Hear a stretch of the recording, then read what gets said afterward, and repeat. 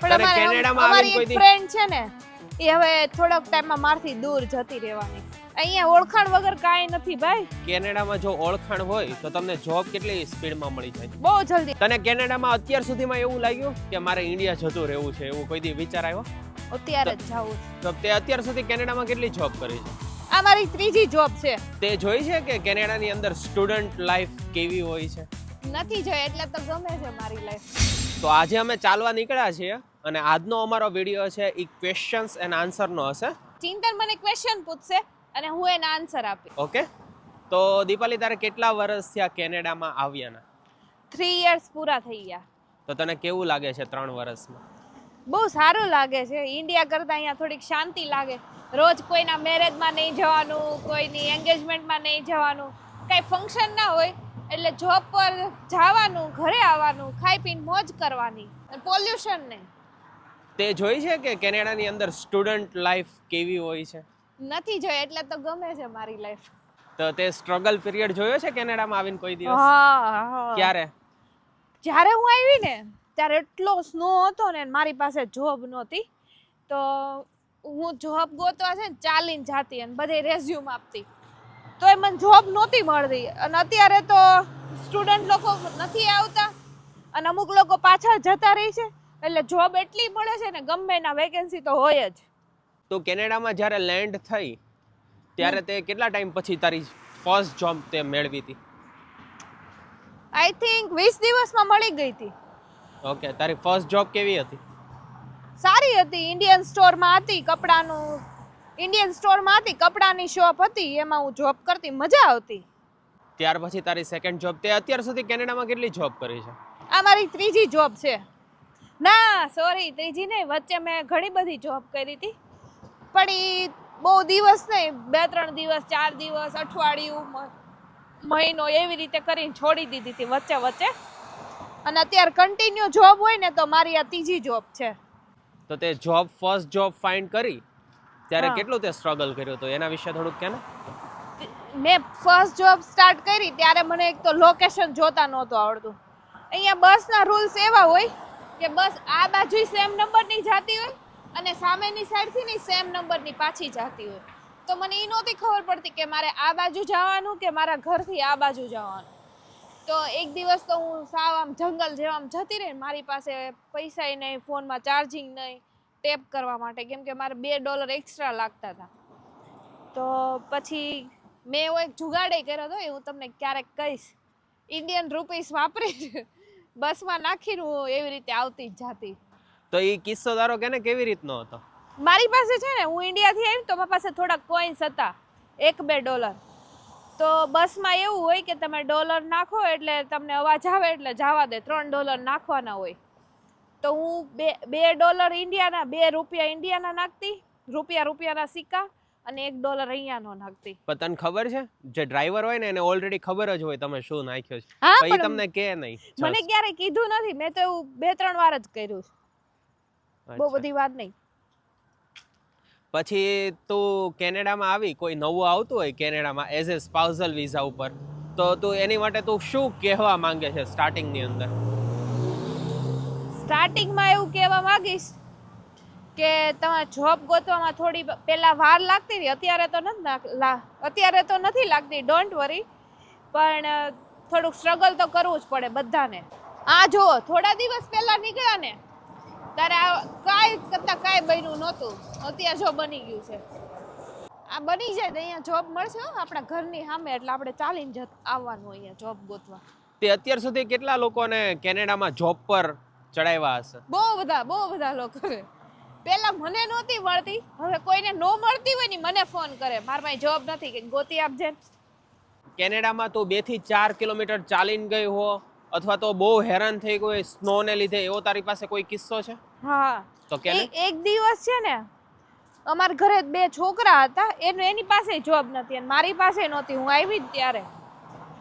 તો અમે 3 જણા એટલું ચાલીને ગયા હતા ને છેક માર્ખમ ડાઉનટાઉન સુધી ગયા ને, ત્યારે એટલી બધી ઠંડી નહોતી, તો નોર્મલ જેકેટ પહેરીને ગયા હતા, આપણે ઇન્ડિયાથી લઈને આવ્યા હોય એ.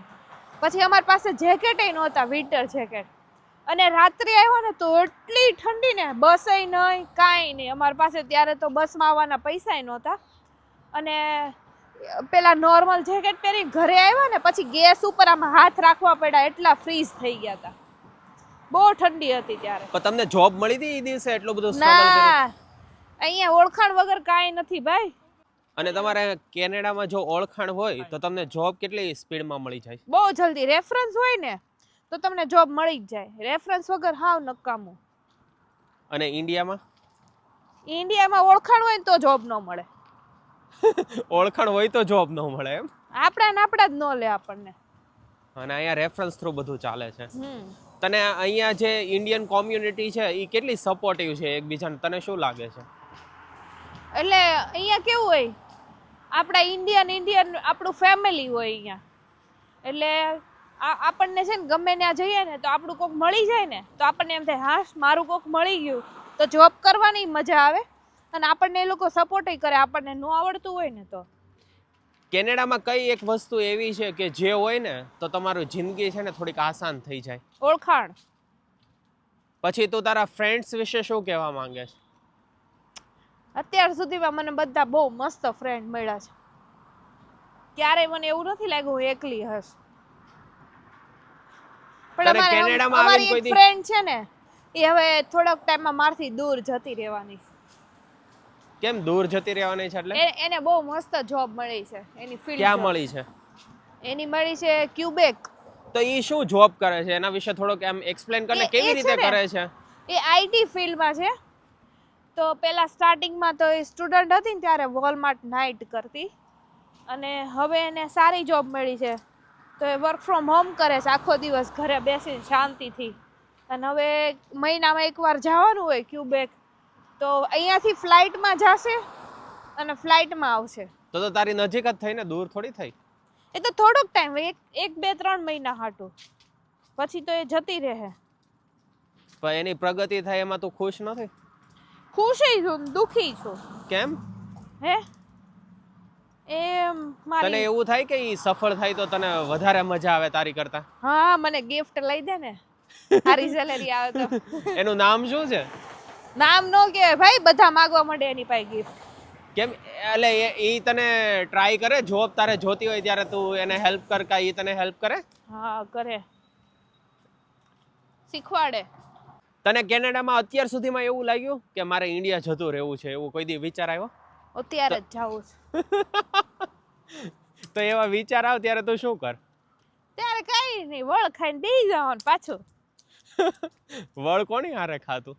તારી હારે. જો આજો. તને ખબર છે આનું શું થાય? ચિંતન આજો, માર બેન. જો આની બેન બતાવો. માર બેને શૂઝ બહુ સારા પહેર્યા છે. આ લોકો કેટલી સ્ટેમિના વાળા ખબર? આ લોકો જે દોડે ને અહીંથી સ્ટાર્ટ કરશે ને ઠેઠ એન્ડ સુધી છે ને, સ્ટીલ્સ અને ટેપ સ્કોટ છે ને એના એન્ડ સુધી દોડશે. એટલે અરાઉન્ડ તમે કન્સિડર કરો ને 5 કિલોમીટર જેટલું તો ડેઈલીનું આ લોકો દોડી નાખતા હોય છે. એટલી તો એ લોકોની સ્ટેમિના હોય છે. પછી દીપલે આપણે પાછા ક્વેશ્ચન એન્ડ આન્સરમાં પાછા આવી જઈએ. ઓકે, તો તને ગ્રોસરી કેનેડામાં સૌથી સારામાં સારી ક્યાંથી મળી? સારામાં સારી, જો ફ્રૂટ્સ ને એવું ખાવું હોય ને તો ચાઇનીઝ સ્ટોરમાંથી લેવાનું, કેમ કે ચાઇનીઝ લોકોનું ફ્રૂટ્સ બહુ મસ્ત હોય છે. ત્યાંથી આવતું હોય ને તો એકદમ ફ્રેશ ફ્રૂટ હોય, ડેઈલીનું મૂકતા હોય. પણ અત્યારે છે ને અમે રહેવા આવ્યા ને તો અમને વોલમાર્ટનું ફ્રૂટ બહુ ગમે છે. વોલમાર્ટમાં બહુ સરસ મળે. જો વોલમાર્ટ સામે જ છે, અમારા વોકિંગ ડિસ્ટન્સ છે. અત્યારે ચાલીને આવ્યા તો અત્યાર સુધી અહીંયા પહોંચ્યા. જેની પાસે કોસ્કોની મેમ્બરશિપ હોય ને તો કોસ્કોમાં બહુ સરસ મળે, પણ બલ્કમાં લેવું પડે. તને કોસ્કોની અંદર સૌથી તારું બેસ્ટ ફ્રૂટ કયું છે? લીચી. ઇન્ડિયામાં લીચી નથી મળતી? ઇન્ડિયામાં બહુ મોંઘી મળે. કેટલો ડિફરન્સ છે? ઘણો, બહુ ઘણો. તારું મેથ્સ કેવું છે? તને તમારે સામે દેખાય છે પેટ્રોલનો ભાવ કેટલો છે, તમારે ગેસનો એટલું જ ભાવ? તને ખબર છે કેનેડાની અંદર ગેસ કે પેટ્રોલ રોજ કામ કરીને છે ને મારી આંખ નબળી થઈ ગઈ છે હવે. એ 153.2 છે ને, એ 100 લીટરનો ભાવ છે. એટલે 1 લીટરનો થાય 1.53. હવે મને પાણી પીવું છે, હું કહું છું. પાણી પીવું છે તો પાછું ઘરે ચાલવાનું. તો ચાલો હવે આ વિડીયો પૂરો કરીએ છીએ. અને એ પહેલા દીપાલી શીખ આપી દે કે કોઈ બી નવા સ્પાઉઝલ વિઝા ઉપર આવતી હોય કોઈ બી છોકરી, ફોર એક્ઝામ્પલ આપણે ગુજરાતથી આવતી હોય અને તારે એને મોટિવેટ કરવી હોય અથવા તો તારે કાંઈ બી ઇન્સ્પિરેશન એને સ્ટોરી કેવી હોય તો તારા વર્ડની અંદર દેટ્સ યોર ટાઈમ તું એને કહી દે શું કહેવા માંગીશ. તો પહેલાં છે ને મેન્ટલી પ્રિપેર રહેવાનું કે મારે ત્યાં જઈને જોબ કરવાની છે. કેનેડામાં છે ને બધું મસ્ત, સમર મસ્ત છે પણ વિન્ટર થોડોક હાર્શ હોય છે એટલે જોબ કરવામાં થોડુંક કેવરાવે સ્ટાર્ટિંગમાં, કેમ કે આપણો ફર્સ્ટ વિન્ટર હોય, આપણને એક્સપિરિયન્સ ના હોય, તો થોડું પ્રિપેર રહેવાનું. અને આપણું ફેમિલી ભલે સપોર્ટ કરતું હોય આપણને, પણ આપણી પાસે થોડાક પૈસા હશે ને તો ફ્યુચરમાં કામ લાગશે. એટલે બચાવવાના, કમાવાનું અને સારી જોબ ગોતવાની. સી યુ, બાય બાય, મળીએ નેક્સ્ટ વિડીયોમાં. ગાઈઝીસ, થોડું અંધારું થઈ ગયું. ફ્રેન્ડનો ફોન આવ્યો કે અમે પિકલ બોલ રમવા જાવી, તો અમે ઘરે રહીને શું કરવી, તો હું કપડાં ચેન્જ કરી દઈ આવું અને ફટાફટ જઈએ પિકલ બોલ રમવા.